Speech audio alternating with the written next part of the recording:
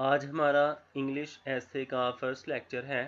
इस सेशन में हम इंग्लिश ऐसे और उर्दू ऐसे प्रेफरेबली इन दो पेपर्स को हम अच्छे तरीके से प्रिपेयर करेंगे। तो without wasting any second of time हम स्टार्ट करते हैं। ऐसे ऐसे है क्या? सबसे पहला क्वेश्चन जहन में आता है, ऐसे है क्या? जब ऐसे का नाम लिया जाता है इंग्लिश ऐसे का, तो एक खौफ, एक हैरेसमेंट ना जहन में आ जाती है, एक फियर, अजीब सा फियर क्रिएट हो जाता है।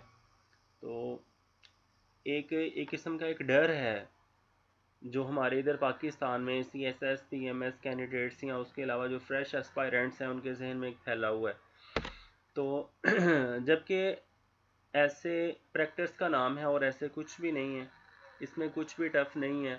आप नस्ट या फास्ट या इस तरह की जो यूनिवर्सिटीज़ हैं जिनमें इतना क्राइटेरिया टफ होता है स्टडीज़ का, वहाँ से आप डिग्री कर लेते हैं, इतने टफ क्राइटेरिया में से गुजर जाते हैं, तो ऐसे तैयार करना कोई मुश्किल नहीं है, जस्ट प्रैक्टिस का नाम है।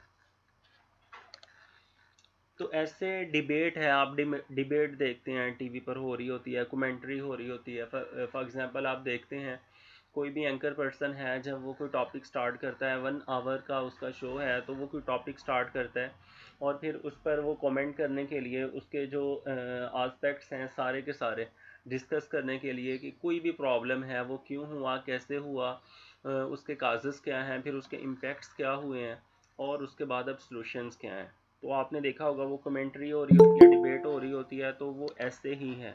आप उसी को ऐसे लें, वो ऐसे है कि किसी भी टॉपिक के आप पहले उसको इंट्रोड्यूस करवाएं कि वो टॉपिक है क्या, फिर आप उसका थोड़ा सा पर्सपेक्टिव बताएंगे उसको लेके चलेंगे थोड़ा सा पास्ट से, उसको इनिशिएट करेंगे। उसके बाद आप उसके देखेंगे कि ये क्यों प्रॉब्लम्स है ना, यूजुअली प्रॉब्लम्स आते हैं अदर देन लिटरेरी, ऐसे इकोनॉमिक, सोशल या पॉलिटिकल प्रॉब्लम्स वाले ऐसे होते हैं। स्पेशली जो इस तरह का पेपर है, इसमें तो जो चार होपफुली 4 ऑप्शंस में होंगे, ऐसे 4 के 4 सोशल, पॉलिटिकल और इकोनॉमिक प्रॉब्लम्स इनसे ही रिलेट करेंगे। तो उनमें हमने देखने हैं क्या काजेस थे, क्यों ये प्रॉब्लम ओरिजिनेट हुआ है, क्यों क्रिएट हुआ है। फिर हम उसके इम्पैक्ट्स देखेंगे, फिर हम उसको देखेंगे कि क्या सॉल्यूशंस हैं और हम कंक्लूड कर लेंगे ऐसे। तो होपफुली 50 मार्क्स का ऐसे आएगा पेपर में, 40 to 50 मार्क्स का। और इसके अलावा प्रेसी आएगी 15 to 20 मार्क्स की। और इसके अलावा नरेशन भी आ सकती है, ट्रांसलेशन भी आ सकती है। हम अपने इस सेशन में जितनी भी एक्सपेक्टेड जो टॉपिक्स हैं इसके, हम उन सब को डिस्कस करेंगे। बाकायदा लेक्चर होगा, जैसे प्रेसी है तो प्रेसी का बाकायदा लेक्चर होगा, उसमें बताया जाएगा कि प्रेसी और समरी में डिफरेंस क्या है और प्रेसी कैसे बनाते हैं। तो फिर आपसे CSS के और PMS के कुछ पास्ट पेपर्स की प्रेसी बनवाई जाएंगे और आप वो मुझे चेक करवाएंगे। इसी तरह EDMs, नरेशन, वॉइस चेंज और करेक्शन काफ़ी ज़्यादा इंपॉर्टेंट है जो कि पेपर के हवाले से। इसके अलावा लेटर और एप्लीकेशन भी किए जाएंगे। तो ऐसे के बारे में अभी हम पढ़ रहे हैं कि ऐसे क्या, ऐसे एक डिबेट है, ये कमेंट्री है, ये एक्सटेंडेड पीस ऑफ राइटिंग है। यानी एक्सटेंडेड का मतलब है डिटेल पीस ऑफ राइटिंग है, किसी भी टॉपिक को हमने डिटेल से स्टडी करना है।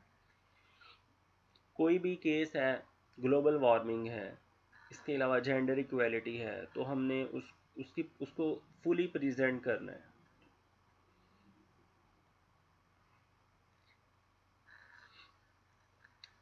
सिंपली मैंने नीचे लिख दिया है कि ऐसे इक्वल होता है जनरल नॉलेज प्लस लैंग्वेज, यानी जो आपके पास नॉलेज है उस स्पेसिफिक टॉपिक के रिलेटेड, प्लस आपकी जो इंग्लिश लैंग्वेज है आपने उसको इस्तेमाल करते हुए अपना वो नॉलेज डिलीवर करना है on the piece of paper. इसको हम ऐसे कहते हैं। अब मैं आपको दिखाऊंगा, ये देखें CSS क्या ऐसे पेपर है ये। जब भी पेपर आता है तो आप देखें वो कहता है कि अच्छा ये 3 आवर्स का ऐसे है और 100 मार्क्स का, तो 2500 से 300 अल्फाज हैं, तो जो हमें पेपर में आएगा उसमें 1000 से 1200 या 1200 से 1500 अल्फाज के दरमियान वो कहेगा ऐसे लिखने के लिए। तो वो कह रहा है कि मेक एन आउटलाइन, तो इधर भी आउटलाइन बनानी होगी, और कम्प्रीहेंसिव ऐसे लिखें on any one of the given topics. वो कह रहा है जी आप क्या करें, you use different forms of discourses. अब सबसे पहले तो डिस्कोर्स क्या है और फिर उसकी नेक्स्ट फॉर्म्स क्या हैं, तो वो उसकी नेक्स्ट फॉर्म्स बता रहा है, क्या फॉर्म्स हैं उसकी नेक्स्ट। वो बता रहा है एक्सपोजिशन का इस्तेमाल करें, ठीक है, use different forms of discourses, exposition का इस्तेमाल करें, आर्गुमेंटेशन का इस्तेमाल करें, डिस्क्रिप्शन का इस्तेमाल करें और नरेशन का इस्तेमाल करें। जो ऐसे आपने राइट करना है उसमें आप इन सब चीज़ों का यूसेज करेंगे। तो हम सबसे पहले यही चीज़ें देखेंगे कि क्या हम ऐसे अगर किसी बुक से उठाते हैं, ऐसे देखते हैं, तैयार उसको क्रैम करते हैं, रट्टा लगाते हैं और लिख खाते हैं, तो हम देखते हैं सीएसएस और पीएमएस कैंडिडेट्स के सब बाकी सारे सब्जेक्ट्स पास हैं लेकिन ऐसे फेल है। क्यों? उसने कभी पेपर भी नहीं पढ़ा कि ऊपर क्या लिखा हुआ है, एक्सपोजिशन लिखा हुआ है, आर्गुमेंटेशन लिखा हुआ है, डिस्क्रिप्शन, नरेशन है, ये है क्या।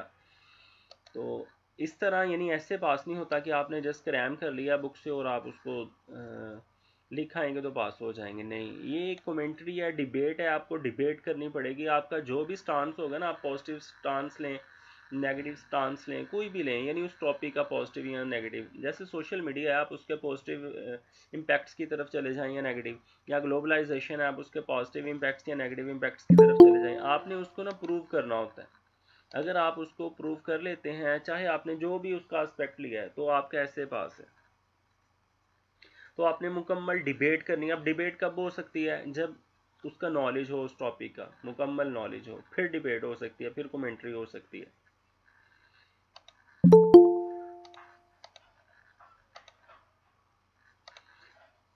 तो हम देखते हैं डिस्कोर्स क्या है। डिस्कोर्स सिंपली एक ऐसे लिखने का तरीका, unique way of writing a convincing ऐसे। अब मैं ये वर्ड कन्विंसिंग ऐसे क्यों इस्तेमाल कर रहा हूँ? कन्विंसिंग ऐसे इसलिए इस्तेमाल कर रहा हूँ कि आपने कभी भी पेपर में इम्प्रेसिव ऐसे लिखने की ट्राई नहीं करनी, क्योंकि you can not impress the examiner, however you can convince the examiner. तो आपने उसमें आर्गुमेंटेशन दे के, फैक्ट्स एंड फिगर्स दे के उसको कन्विंस करने की कोशिश करनी है। जैसे हम दो लोग बात कर रहे होते हैं ना, कमेंट्री डिबेट के, जैसे मैंने अल्फाज ऊपर ही अदा कर दिए, हम उसको एग्जाम्पल कोड करते हैं, हम उसको फैक्ट्स एंड फिगर्स बताते हैं, ये देखो ऐसे, ये देखो, क्या कर रहे हैं, कन्विंस कर रहे हैं, इम्प्रेस नहीं कर सकते हो। इम्प्रेस करने जब आपने जाना है, आपका ऐसे फेल हो जाना है। तो कन्विंसिंग ऐसे लिखने का जो तरीका है वो डिस्कोर्स है। कन्विंसिंग ऐसे लिखने का तरीका डिस्कोर्स है। तो we can not impress the examiner, ये अल्फाज आपने अंडरलाइन कर लेने। However we can convince the examiner. तो जो डिस्कोर्स है ये हमें हेल्प करता है, एग्जामिनर को कन्विंस करने का पैटर्न हमें बताता है। तो डिस्कोर्स की 4 टाइप्स हैं, या इसको टाइप्स ऑफ ऐसे भी कह दिया जाता है, लेकिन मैं नहीं कहता, मैं कहता हूँ कि ये डिस्कोर्स की आगे 4 टाइप्स हैं और इन 4 की 4 को हमने पेपर में इस्तेमाल करना होता है। सबसे पहले है जी नरेशन, सेकंड पे एक्सपोजिशन है, अभी हमने पढ़ा, ये पेपर में देखा है। तो थर्ड पे आर्गुमेंटेशन है और फोर्थ पे डिस्क्रिप्शन है। तो नरेशन क्या है? सबसे पहले तो नरेशन ये है कि जो भी टॉपिक आपने चूज़ किया है उसके जो वाक़यात हैं उससे रिलेटेड, उससे जो असरात हैं जो आम मुशाहदा आपने किया है, उन सब वाक़यात व असरात से, आम मुशाहदे से आपने उस टॉपिक को वाज़े करना है, मुकम्मल तालीम देनी है उस टॉपिक की, मुकम्मल एजुकेट करना है आपने on the piece of paper. सीधी बात करनी है और सारी बात करनी है, और उस टॉपिक पर आपने इस अंदाज में लिखना है कि पढ़ने वाले को ये लगे कि जैसे ये सब उसकी आंखों के सामने हो रहा है, उसे लगे कि ये जिसने लिखा है उसके सामने बैठा है और उसकी आंखों में आंखें डालकर बात कर रहा है। ये नरेशन है। तो नैरेटिव, ये जो नरेशन है ये पर्सनल एक्सपीरियंस पर बेस करती है। इसमें हमने जो प्रूफ्स, जो एग्जांपल्स देनी है वो according to research and reference होनी चाहिए, और हमने अपना इसमें टॉपिक को लेके चलना है। हम कोई भी वाक्य जो बयान कर रहे हैं तो हमने अब्रप्टली स्टॉप नहीं करना, कोई एम्बिगुइटी नहीं होनी चाहिए, ठीक है। अब इसमें इम्पोर्टेंट पॉइंट्स क्या होने चाहिए नरेशन को लिखते हुए? जो इंफॉर्मेशन है वो वेरीफाइड होनी चाहिए जी।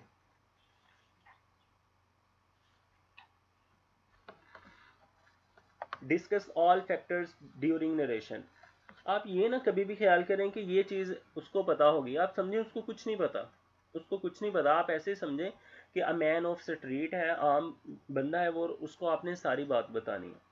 तो जितने भी फैक्टर्स हैं, पता है इसमें क्या प्रॉब्लम है, जब आप कोई फैक्टर इग्नोर कर देंगे कि ये तो ऑलरेडी एग्जामिनर को पता है, तो उसके नतीजे में क्या होगा, बाकी स्टूडेंट्स ने वो फैक्टर लिखा हुआ है, एग्जामिनर जब सबके पेपर देखेगा आपने उस फैक्टर को इग्नोर किया है ना, तो आपकी नेगेटिव मार्किंग होगी। तो इसलिए आपने किसी भी फैक्टर को इग्नोर नहीं करना कि ये तो उसे पता होगा, पता तो फिर उसे सारा ही है। तो आपने ऑल फैक्टर्स डिस्कस करने हैं। रिसर्च बेस्ड इंफॉर्मेशन होनी चाहिए, अथेंटिक रेफरेंसेस होनी चाहिए, यानी रिपोर्ट्स हैं, जैसे हमने देखा है ह्यूमन डेवलपमेंट इंडेक्स रिपोर्ट आती है, world health organization reports issue करती है, इस तरह यूएनओ की डिफरेंट ऑर्गेनाइजेशंस हैं, एशियन डेवलपमेंट बैंक है, वर्ल्ड बैंक है, आईएमएफ रिपोर्ट्स ये जारी करती हैं। इसके अलावा हम देखो, हम अपनी वेबसाइट्स पे जाते नहीं, पाकिस्तान की वेबसाइट्स हैं, ब्यूरो ऑफ स्टैटिस्टिक्स है, और उसके अलावा एंटी करप्शन की वेबसाइट है, फिर नैब है, एफआईए है, ये भी रिपोर्ट्स पब्लिश करती हैं।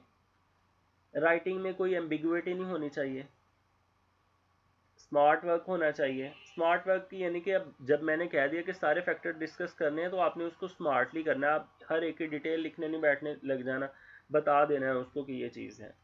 इम्प्रेसिव राइटिंग नहीं करनी, कन्विंसिंग राइटिंग करनी है, ठीक है, हमेशा कन्विंसिंग राइटिंग करनी है।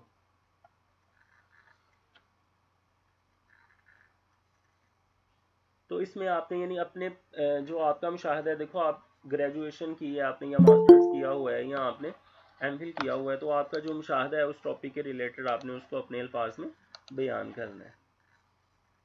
नेक्स्ट है जी हमारे पास दूसरा पार्ट है एक्सपोजिशन। अब एक्सपोजिशन क्या है, ये वजाहत है उस टॉपिक की ना, इलस्ट्रेट करना, क्लैरिफाई करना टॉपिक को रीडर के लिए। अच्छा, टॉपिक को समझना भी एक आर्ट है कि वो पूछ क्या रहा है। जस्ट ये नहीं देखना कि ग्लोबलाइजेशन आ गई है, ग्लोबलाइजेशन का पहला लफ्ज़ लिखा, ग्लोबलाइजेशन को क्रैम किया हुआ था, रट्टा लगाया हुआ था, लिखना शुरू कर दिया। नहीं, आप देख लें ग्लोबलाइजेशन के साथ आगे कौन सी बात अटैच है, वो क्या कह रहा है, ग्लोबलाइजेशन को किस चीज़ के साथ रिलेट करना है, किसके साथ लेकर चलना है। तो आपने बस अपना वो एक दो लफ्ज़ दे के उसको लेके नहीं चलना, बल्कि आपने मुकम्मल पढ़ना है, टॉपिक को समझना है, कॉम्प्रीहेंड करना है, फिर लिखना स्टार्ट करना है। तो इसमें क्या है, investigation and evaluation of the idea for clarification. जो भी आइडिया है आप उसको पहले इन्वेस्टिगेट कर रहे हैं, एवेलुएट कर रहे हैं कि चीज़ है क्या, ग्लोबल वार्मिंग क्या है, कैसे हुई, ग्रीन हाउस गैसेस क्या हैं। इसमें कंपैरिजन आएंगे, कंट्रास्ट आएगा, डेफिनेशन भी होगी, एग्जाम्पल होगी, काज एंड इफेक्ट होगा। तो इसमें पर्सनस भी इंक्लूड हो सकते हैं, इंस्टीट्यूशंस भी इंक्लूड हो सकते हैं, ऑर्गेनाइजेशंस, कंट्रीज़ इसमें इंक्लूड हो सकती हैं। आप यानी कंट्रीज़ का कंपैरिजन कर सकते हैं। अगर करप्शन की बात कर रहे हैं तो आप पाकिस्तान का जो रिपोर्ट पब्लिश की है ट्रांसपेरेंसी इंटरनेशनल ने, ऑर्गेनाइजेशन भी शामिल हो गई, उसकी आप रिपोर्ट को कंपेयर कर सकते हैं पाकिस्तान को with other south Asian countries. Bangladesh से कंपेयर कर सकते हैं, उनकी रैंकिंग क्या है, आपकी रैंकिंग क्या है, ठीक है, इलस्ट्रेट कर रहे हैं ना चीज़ को। इसमें जनाब इम्पोर्टेंट पॉइंट्स हैं कि आपने ये नहीं समझना कि ये वजाहत मैंने नहीं देनी है तो एग्जामिनर को पता होगी, ऐसा नहीं करना। आप एक्सपोज करें, अपने टॉपिक को मुकम्मल तौर पर एक्सपोज करें, डाटा, फिगर्स और फंक्शनैलिटी बताएं। ये देखें एग्जांपल है जैसे कि मिस्टर जिना। अब अगर आप थोड़ी सी एडिशन, ये तो सिंपल एग्जांपल है ना, ज़रा थोड़ा सा यानी कि कोई आ जाता है, एंटोनियो गुटरेस की बात कर रहे हैं, तो आप उसको थोड़ा सा ब्रैकेट में लिख दें कि वो सेक्रेटरी जनरल है, और वो कब से यानी कि है, अगर आपको बताए तो साथ वो भी लिख दें, तो इस चीज़ का बहुत इम्पैक्ट होता है। स्पेशली जिनका जनरल नॉलेज अच्छा है उनको बहुत हेल्प मिलेगी। नेक्स्ट एग्जांपल में मैंने लिखा हुआ है mister Biden, Joe Biden, incumbent president of USA since January 2021। इससे बहुत इम्पैक्ट पड़ेगा, क्योंकि आपने दूसरों से डिस्टिंक्शन हासिल करनी है, दूसरे जो अदर स्टूडेंट्स हैं आपने उनसे थोड़ा अलग होना है। तो एक्सपोजिशन है, यानी हम एक्सपोज कर रहे हैं। अब आपको पता है, जब आप बात कर रहे हैं ना, आपको लग रहा है एग्जामिनर को पता होगा कि एंटोनियो गुटरेस कौन है, तो नहीं पता। चाहे उसको पता है, आप उसको बताएं, आप इस तरह उस ब्रैकेट में क्लियरली मेंशन करें कि वो कौन है, उसके बारे में बताएं आप कि इनकम्बेंट सेक्रेटरी जनरल है वो जनाब यूएनओ का, और अगर आपको ईयर का पता है कि कब से ऑनवर्ड वो चल रहा है तो वो ईयर भी लिख दें।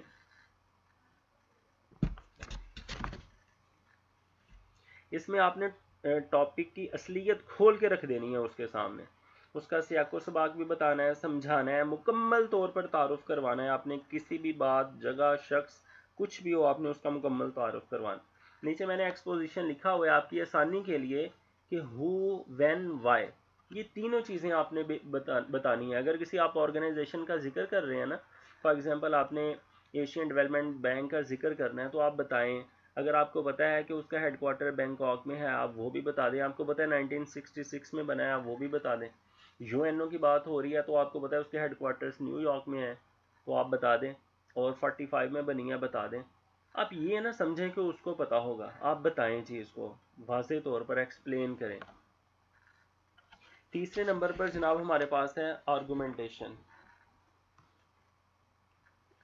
अच्छा, इसकी मैं एग्जांपल दे देता हूँ एक्सपोजिशन की। फॉर एग्जांपल हमारे पास है जी global warming causes and consequences.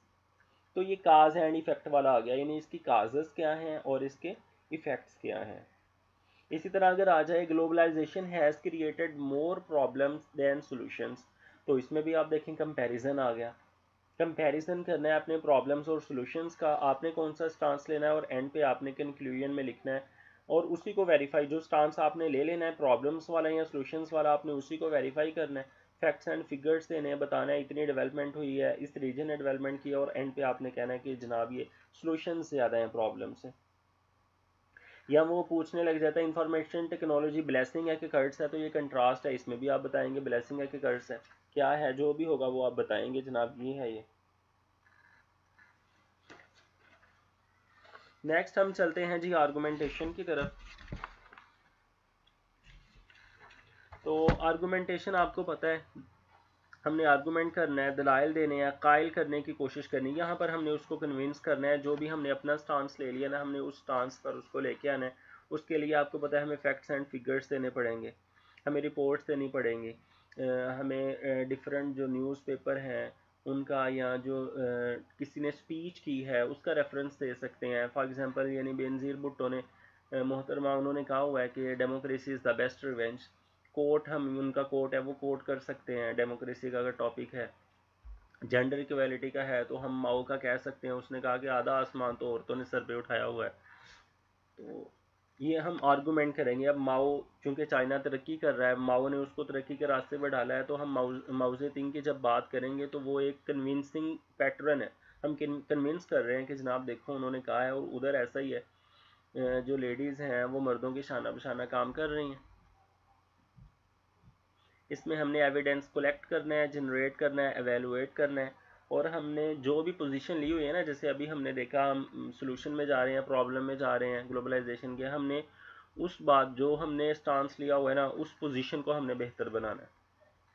तो इसमें थोड़ी सी लेंथी और डिटेल्ड रिसर्च चाहिए होती है आर्गुमेंटेशन में, क्योंकि हमने अपना टॉपिक का जो भी हमने स्टांस ले लिया है ना, पॉजिटिव ले लिया है, नेगेटिव ले लिया है, हमने उसको प्रूव करना ही करना है। इसमें डिफेंड करना है पोजीशन को, जो भी टॉपिक की पोजीशन आपने ले ली है ना, अब आपने उसको डिफेंड करना है। उसमें आप पर्सनल एक्सपीरियंस ऐड करें, हिस्ट्री ऐड करें। एकेडमिक डिसिप्लिन का मतलब है सोशियोलॉजी है, पॉलिटिकल साइंस है, इंटरनेशनल रिलेशंस हैं, उनमें से जो आपको एग्जांपल्स मिलती हैं, जो चीज़ें हैं, वो आप इसमें ऐड करें। तो आपने इसमें वन साइड को, you have to support one side of the given topic with solid evidence and example.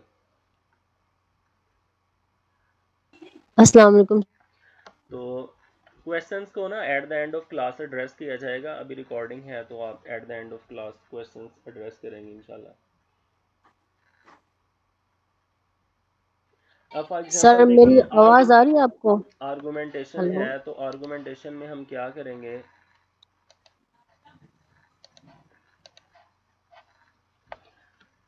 वो कहते हैं protest is the beauty of democracy. इनके जो प्रोटेस्ट होते हैं ना, वो तो डेमोक्रेसी की ब्यूटी है। तो अब ये आर्गुमेंटेटिव बात है, आपने प्रूव करनी है। आप बताएं जहाँ जहाँ डेमोक्रेसी आई है, देखें वहाँ पर कितने प्रोटेस्ट हुए हैं और उन प्रोटेस्ट का क्या नतीजा निकला है।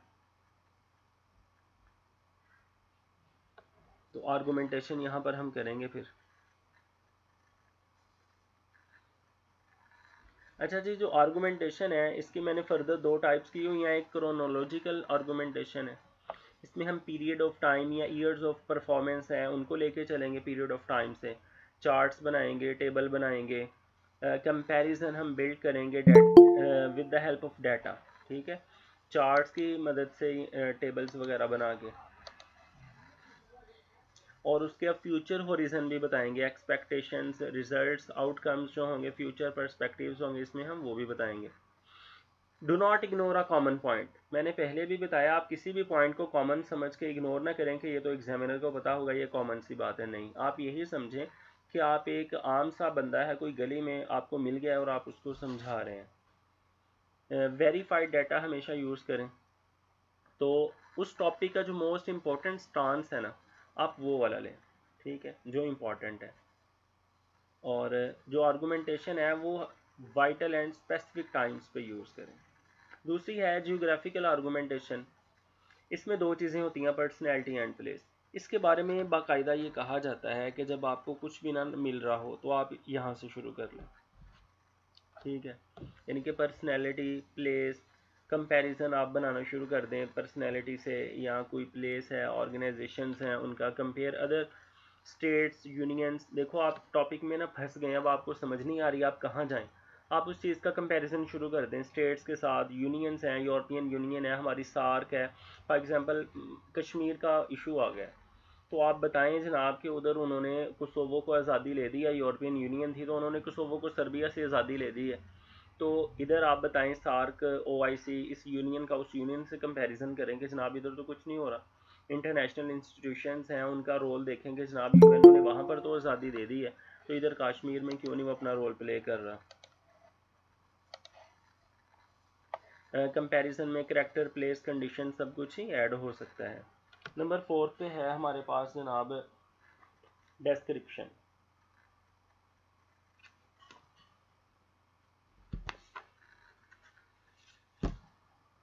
डिस्क्रिप्शन में हम एक डिस्क्राइब करते हैं object, things, places, experiences, person, situations वगैरह, और अपनी जो सेंसरी इंफॉर्मेशन है जो हमारे पास होती है, हमने सेंस की हुई है अपने 5 सेंसेस से, वो बताते हैं, प्रॉब्लम्स बताते हैं, उनको एलेबोरेट करते हैं, और उसके बाद अपना आर्गूमेंट देते हैं। लेकिन आपने स्टोरी टेलिंग वाले किस्से में नहीं चल जाना, यानी डिस्क्रिप्शन का मतलब स्टोरी नहीं समझ लेना, बल्कि उसको एसे की डोमेन में लेकर चलना है, ठीक है। एनालिसिस करेंगे टॉपिक का और उसको फिर रिलेट करेंगे ऑर्गेनाइजेशन से, इंस्टीट्यूशन से। इसमें जो इम्पोर्टेंट पॉइंट्स है, आपकी जो ड्राई और टेक्निकल लैंग्वेज नहीं आपने इस्तेमाल करनी। इसका मतलब है कि आपने ना स्पेसिफिक जो आपके सब्जेक्ट्स हैं, अगर किसी ने सोशियोलॉजी पढ़ी हुई है तो वो जॉर्गन्स, जो स्पेसिफिक टर्म्स है ना, वो नहीं इस्तेमाल करनी होती है ऐसे में। हाँ जी, मेटाफोर और सिमिली का इस्तेमाल करें, यानी तशबीहात और इस्तियारों का, और कन्विंसिंग लैंग्वेज, एक्सप्लेनेटरी लैंग्वेज इस्तेमाल करें। इसके अलावा इंपॉर्टेंट पॉइंट्स हैं गुड ऐसे लिखने के लिए कि आपने जो भी टॉपिक चूज़ करना है उसका आपको कम्प्रीहेंसिव नॉलेज हो। नंबर 2, आपने टाइम को मैनेज करके चलना है। अगर 50 मार्क्स का है तो आपने 1 आवर एंड 30 मिनट्स में, यानी कि 1.5 आवर में आपने उसको कंप्लीट करना है। अब देखो आपने ऐसे लिखा है, आपका कंक्लूजन रह गया, एग्जामिनर पर क्या इम्पैक्ट पड़ेगा इस चीज़ का, आप खुद बताएं। आउटलाइन नहीं लिख के आए, कुछ स्टूडेंट आउटलाइन लिखने का याद नहीं रहा, कंक्लूजन लिखने का याद नहीं रहा, तो कुछ मिस हो गया है ऐसे में से, तो इसका तो टाइम मैनेजमेंट नहीं है। आप ब्यूरोक्रेट बनने जा रहे हैं और आपको टाइम मैनेजमेंट नहीं आती, और स्ट्रेस भी मैनेज करनी है। आप देखेंगे उधर बहुत सारे स्टूडेंट्स हैं, उनके हाथ कप कपा रहे होंगे, तो स्ट्रेस भी आपने मैनेज करनी है। पानी की बोतल साथ लेके जाएं, थोड़ा थोड़ा पानी पीते रहें। टॉपिक को हमारा बाकायदा इस पर एक लेक्चर होगा कि आपने टॉपिक को कंप्रीहेंड करना है, अंडरस्टैंड करना है कि टॉपिक है क्या। सिर्फ उसमें एक दो लफ्ज़ देख के तो उस पर हम लिखने नहीं शुरू हो जाएंगे। हमने ये नहीं देखना जेंडर इक्वालिटी आ गया, मैंने याद किया हुआ जेंडर इक्वालिटी लिखो, नहीं। उसने पूछा क्या हुआ कि जेंडर इक्वालिटी को किस चीज़ के साथ रिलेट किया है, डेवलपमेंट के साथ रिलेट किया है, तो अब हमने लिखना है कि जेंडर इक्वालिटी का डेवलपमेंट के साथ क्या रिलेशन है। हम बताएंगे कि यूनाइटेड नेशन डेवलपमेंट प्रोग्राम की रिपोर्ट्स हैं, वो कहते हैं कि जनाब इनकी इक्वालिटी के बगैर डेवलपमेंट नहीं हो सकती। उनकी रिपोर्ट्स दिखाएंगे, सस्टेनेबल डेवलपमेंट गोल बताएंगे, मिलीनियम डेवलपमेंट गोल्स बताएंगे। तो हमने जेंडर इक्वालिटी पे जस्ट राइट्स नहीं लिखने शुरू कर देने, इस्लाम में ये राइट है, उसने तो पूछे ही नहीं उनके राइट्स। उसने तो पूछा है भाई डेवलपमेंट से रिलेशन बनाए, तो सिर्फ हमने जेंडर इक्वालिटी का डेवलपमेंट से रिलेशन बनाना है और कुछ भी नहीं करना उस ऐसे में। तो आपने उसको कंप्रीहेंड पहले करना है टॉपिक को। आइडियाज़ की ऑर्गेनाइजेशन होनी चाहिए, आइडियाज़ बिखरे नहीं होने चाहिए। और डिस्कोर्स राइटिंग स्टाइल अभी हमने ऊपर पढ़ लिया कि हमने ये 4 चीज़ें जो पढ़ी हैं इन चारों का इस्तेमाल करना है। जो सिलेक्शन की टॉपिक ऑफ सिलेक्शन है वो बहुत इंपॉर्टेंट है। उसके बाद आप उस पर ब्रेन स्टॉर्मिंग करें थोड़ा सा पहले, यानी कि सिलेक्ट कर लिया ना टॉपिक, पहले उसको सोच लें कि आपके पास इनफ मटेरियल है कि आप उस पर एक मुकम्मल ऐसे लिख लेंगे। करेक्ट ग्रामर एंड पंक्चुएशन का यूज़ करें। बैलेंस को ऐसे को बैलेंस में रखें कि आप मसलन के एक पैराग्राफ आपने पेज का लिख दिया, अगला पैराग्राफ आप हाफ पेज का लिख रहे हैं, ऐसे नहीं। जितने भी पैराग्राफ्स आपने लिखने हैं 5 से 7 पैराग्राफ इसमें होते हैं तकरीबन, तो आप उनकी जो लेंथ है तकरीबन एक जैसी रखें। वर्ब्स हैं, कोड्स हैं, ये आर्गुमेंटेशन में आ जाते हैं, इनको इंक्लूड करें। और जो आर्गुमेंटेशन है वो लॉजिकल होनी चाहिए। लॉजिकल कैसे होगी, रैशनल कैसे होगी, जब आप रेफरेंस देंगे, आप किसी ऑर्गेनाइजेशन की रिपोर्ट बताएंगे खुद से, यानी कि जिस तरह इधर भी कुछ लोग होते हैं ऐसे बहस करी जाते हैं, वो वाला काम नहीं होना चाहिए। सिंपल लैंग्वेज यूज़ करें। आपको कोई भी जो सीनियर बंदा मिलेगा जो सीएसपी ऑफिसर होगा, वो आपको यही कहेगा कि बेटा सिंपल लैंग्वेज यूज़ करो, आप लोगों की बातों पे ना जाओ कि मुश्किल से मुश्किल अल्फाज इस्तेमाल करने हैं, ईडीएम इस्तेमाल करो, फ्रेजल वर्ब नहीं, सिंपल लैंग्वेज इस्तेमाल करो। और डायरेक्ट आंसर करो, अननेसेसरी डिटेल नहीं देनी जिसकी ज़रूरत ही नहीं है, उसने पूछा ही नहीं है और उसका हमारे टॉपिक से ताल्लुक ही नहीं है, बस इसलिए लिख दी कि मुझे आती थी, इसलिए लिख दी कि मुझे आती थी, मैंने बस पेपर में दे दी है, उधर फिट कर दिया। नहीं, अननेसेसरी चीज़ है तो नहीं।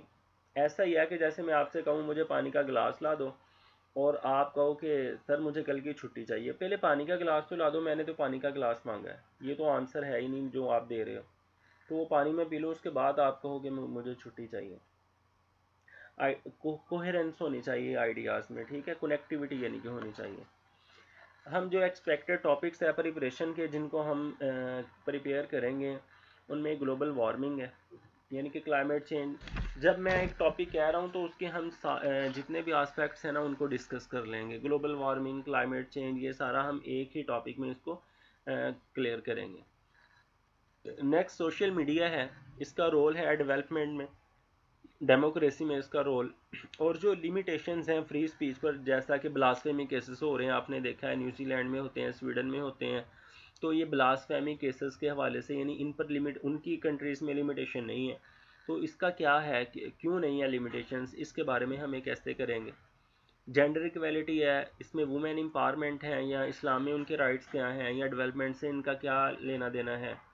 और जेंडर इक्वलिटी के लिए पाकिस्तान ने क्या इकदाम रखा, यानी जेंडर इक्वलिटी का एक हम टॉपिक करेंगे। डेमोक्रेसी को करेंगे लेकिन नए अंदाज से, यानी डेमोक्रेसी हम कहेंगे कि जो इलिटरेट कंट्रीज़ हैं उनमें डेमोक्रेसी प्रवेल कर सकती है, या उसके लिए पहले लिटरेसी रेट इतना होना चाहिए, फिर हम इसको कंपेयर करेंगे जो डेवलप्ड कंट्रीज़ हैं कि वहाँ पर लिटरेसी रेट क्या है। एनर्जी क्राइसिस आपको पता है ऑलवेज चल ही रहा है, तो एनर्जी क्राइसिस पे करेंगे हम डिटेल से। और एजुकेशनल प्रॉब्लम्स ऑफ पाकिस्तान, इसमें हम ऑनलाइन एजुकेशन को भी करेंगे, वोकेशनल एजुकेशन यानी कि स्किल्ड वर्कर। अब ये जो हम एजुकेशन दे रहे हैं तो हम क्लर्क बनाने के लिए दे रहे हैं, तो हम कहेंगे कि नहीं जनाब वोकेशनल एजुकेशन चाहिए, हमें स्किल्ड वर्कर चाहिए। इफ़ेक्टिव लेबर, और जो ह्यूमन रिसोर्स है ना हमें वो इफ़ेक्टिव चाहिए, जो इफ़ेक्टिव हो, ये डिग्री होल्डर्स नहीं चाहिए। एसएनसी को भी इसमें डिस्कस करेंगे, सिंगल नेशनल करिकुलम का क्या रोल है इसमें, उससे क्या, यानी कि जो हमारा ऑलरेडी सिस्टम है उसमें इससे कोई बेहतरी होगी। फिर गवर्नेंस पर बात करेंगे, रिफॉर्म्स गवर्नेंस में क्या चाहिए। सी पैक चूँकि ऑलवेज फेवरेट टॉपिक है, तो सी पैक को भी हम डिस्कस करेंगे, लेकिन हम नए अंदाज से डिस्कस करेंगे। क्या है कि ये कॉलोनाइजेशन तो नहीं है, वाकई ये गेम चेंजर है हमारे लिए। ग्लोबलाइजेशन को नेशनलिज्म से हम थोड़ा सा कंपेयर करेंगे।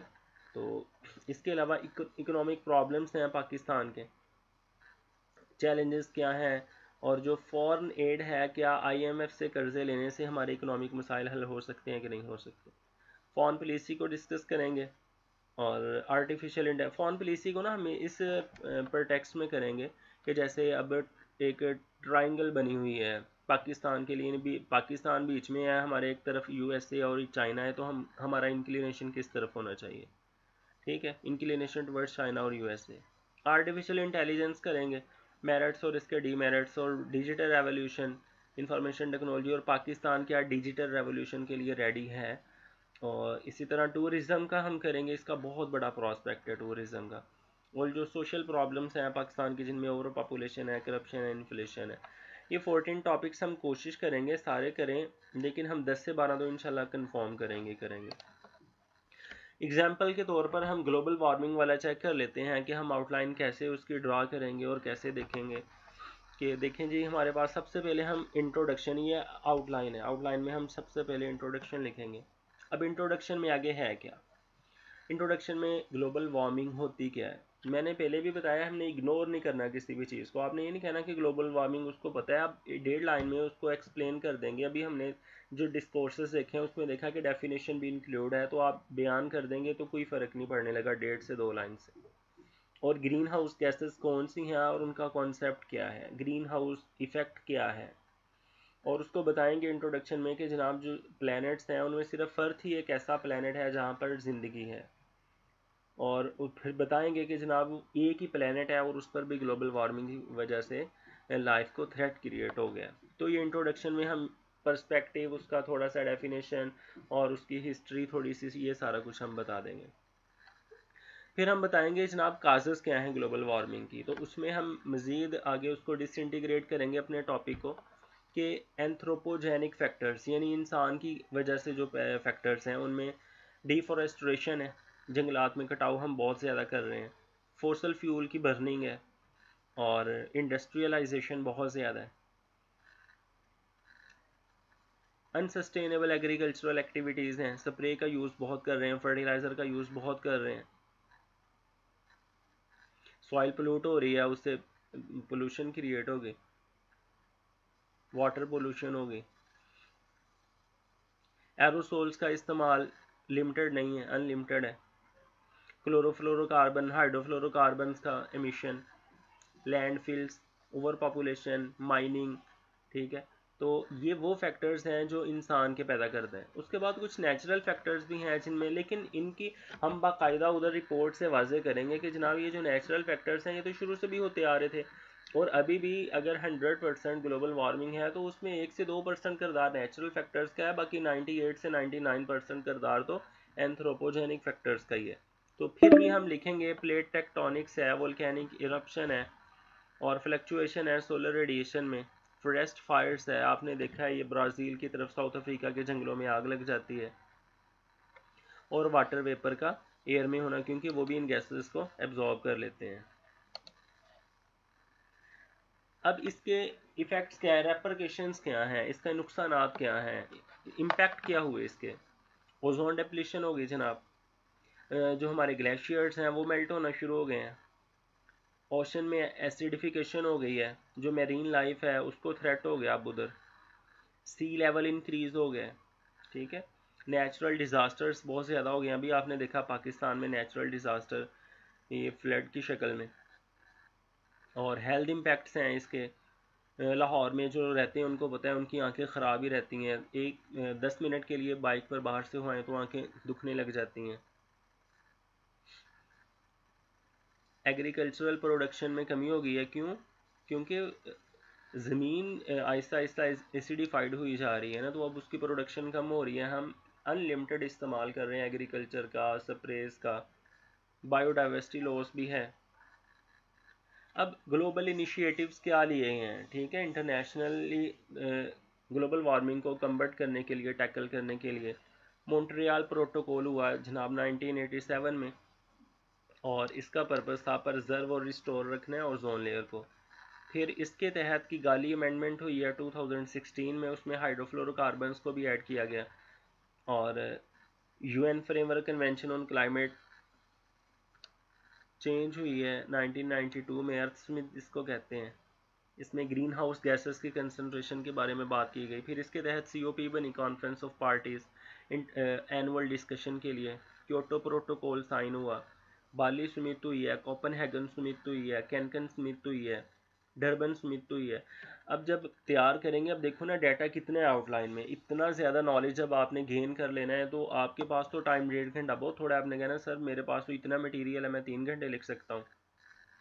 फिर इंटरनेशनल इंस्टीट्यूशंस का क्या रोल है इसमें, UNEP है, यूनाइटेड नेशन इन्वायरमेंट प्रोग्राम, या world wide fund for nature है, इनकी एक एक रिपोर्ट पढ़ के जाएँ। International union for conservation of nature है, सस्टेनेबल डेवलपमेंट गोल्स हैं, इनमें जो 7वां और शायद 12वां या 13वां गोल है वो डील करता है इसको। 7 है क्लीन एनर्जी, और 13 है क्लाइमेट एक्शन के लिए सस्टेनेबल डेवलपमेंट गोल। फिर ग्रीन क्लाइमेट फंड है, और ग्लोबल एटमॉस्फेयर वॉच है। अब रीजनल लेवल, हमने उधर बात की ना कि हम क्या करेंगे, हम स्टेट लेवल से रीजनल लेवल, रीजन से इंटरनेशनल लेवल पर जाएंगे। इवन के प्रोविंस से भी आप स्टार्ट कर सकते हैं कि पंजाब ने क्या मेजर्स लिए हैं, फिर ऑल ओवर द पाकिस्तान ने क्या लिए हैं, फिर हमारे रीजन ने साउथ एशिया ने क्या मेजर्स लिए हैं, फिर आप इंटरनेशनल की तरफ चले जाएं। तो इधर रीजनल लेवल पर एशिया पैसिफिक अडॉप्टेशन नेटवर्क है, ये बैंकॉक में है, ठीक है, UNEP के अंडर बना हुआ है। South Asia cooperative environment programme है, ये 82 का बना हुआ है। तो हम उनको बताएंगे जनाब ये देखें, ये क्योटो प्रोटोकॉल कब हो रहा है, और हम उससे पहले की हमने ये बनाई हुई है, यानी हमारा रीजन पहले से ही कंट्रीब्यूट कर रहा है ग्लोबल वार्मिंग को मिनिमाइज करने के लिए। रेजिलिएंट एशिया प्रोग्राम है। फिर पाकिस्तान ने क्या स्टेप्स लिए हैं, पाकिस्तान इन्वायरमेंटल प्रोटेक्शन एजेंसी है, 1997 की बनी हुई है, और प्रोविंशियल लेवल पर है, यानी चारों प्रोविंसेस की अपनी अपनी है। Global climate change impact studies centre Islamabad में ये है, 2002 में इस्टेब्लिश हुआ है। तो ये देखो हमने किस तरीके से हमने आउटलाइन लेकर चले, हमने काजेस बताए, इम्पैक्ट्स बताए, अब सॉल्यूशंस बता रहे हैं, और सॉल्यूशंस में हम इंटरनेशनल लेवल, उसके बाद हमने रीजनल लेवल, और रीजनल के बाद हमने अपना स्टेट लेवल लिया है। तो ये हमारा तरीका होगा, इस तरह हम आउटलाइन बना के फिर इंट्रोडक्शन और मुकम्मल काम करेंगे। तो इसमें ना कुछ आपकी बात सुनते हैं 2-3 मिनट के लिए। मैंने अपनी एक बात करनी थी कि एक टर्म इस्तेमाल होती है ओवरहेड एक्सपेंसेस। अब ये ओवरहेड एक्सपेंसेस क्या होते हैं, जब आप कोई प्रोडक्ट बनाते हैं, इंडस्ट्री में कोई प्रोडक्ट बन रही है, तो उसका रॉ मटेरियल जितने का है उसको निकाल के, उस रॉ मटेरियल और उस पर जो मजदूरी है या उसको निकाल के जो उस पर अखराजात है ना, मिसाल के तौर पर बिजली इस्तेमाल हो रही है, वो जगह वो प्रॉपर्टी इस्तेमाल हो रही है, ये वाली सारी जो चीज़ें हैं ये ओवरहेड एक्सपेंसेस हैं। तो जब भी आप इस फील्ड में आएंगे तो यहाँ ओवरहेड एक्सपेंसेस होंगे, यानी कि आपको जो गेट टुगेदर है फ्रेंड्स का वो छोड़ना पड़ेगा कुछ अरसे के लिए, अपने स्लीपिंग आवर्स कम करने पड़ेंगे, और सेरेमनीज़ हैं, फंक्शंस, उनको कम अटेंड करें इन दिनों में, और अपना जो फैमिली और सोशल प्रेशर है उसको भी साथ लेकर चलें। सोशल प्रेशर होता है ना, क्या कर रहे हो, कैसे हुए एग्ज़ाम, ये है वो है। और सबसे जो अहम चीज़ मैंने आपको बतानी है वो ये है कि जब आप इस फील्ड में आ जाते हैं ना, तो यहाँ दो ही चीज़ें हैं, या तो सक्सेस है या लर्निंग है, फेलियर नहीं है। आप सीख जाओगे, आपको लिखना आ जाएगा, आपको इतना नॉलेज मिल जाएगा, तो फेलियर नहीं है, सक्सेस है या लर्निंग है। जो फेलियर है वो वे फॉरवर्ड होता है, वो आगे बढ़ने का एक तरीका है। तो अपनी मिस्टेक से सीखें और आगे बढ़ें, पॉजिटिव अप्रोच रखें। दूसरी बात, एक अहम बात ये है कि आपने ना खुद को धोखा ना दें। देखिए अप्लाई कर लिया है और सेशन भी ले रहे हैं, आप क्लास ले रहे हैं, लेकिन आप खुद से काम ही नहीं कर रहे, मुझे लिख के कोई चेक ही नहीं करवा रहा, कुछ भेज ही नहीं रहा, तो ये आप खुद को धोखा दे रहे हैं, अपनी फैमिली को भी धोखा दे रहे हैं कि मैं तो तैयारी कर रहा हूँ, और ख़ुद को भी धोखा दे रहे हैं। और एक अहम बात जो मैंने क्लियर करनी थी वो ये है कि टीचर को आप जादूगर न समझें कि उसने घोल के कुछ पिला देना है और आपका सारा कुछ क्लियर हो जाना है, पास हो जाना है, ऐसा हरगिज़ नहीं है। टीचर क्या है, टीचर कुछ भी नहीं है, वो भी तो स्टूडेंट था या है, बस सीनियर है। जिन रास्तों पर अब आपने चलना है वो पहले से गुजर चुका है, तो वो जस्ट गाइड कर सकता है, आपको मोटिवेट कर सकता है, इनकरेज कर सकता है, सपोर्ट कर सकता है, हेल्प कर सकता है, आपको सेटिस्फाई कर सकता है।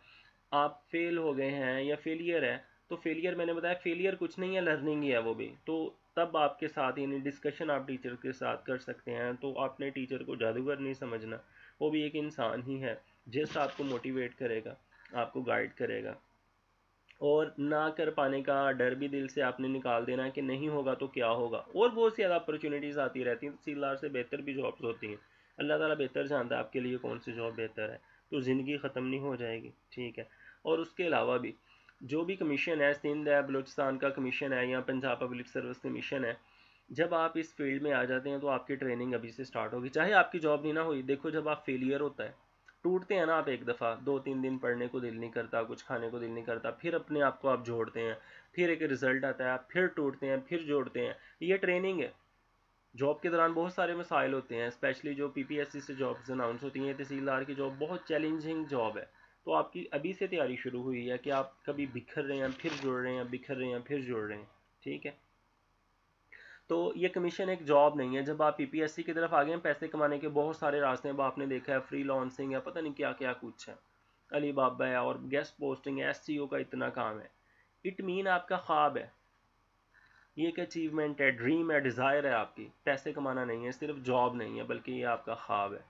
तो eight the end of lecture मैं कहूँगा, अल्लामा इकबाल साहब का शेर है कि झपटना पलटना पलट कर झपटना, लहू गर्म रखने का है एक बहाना।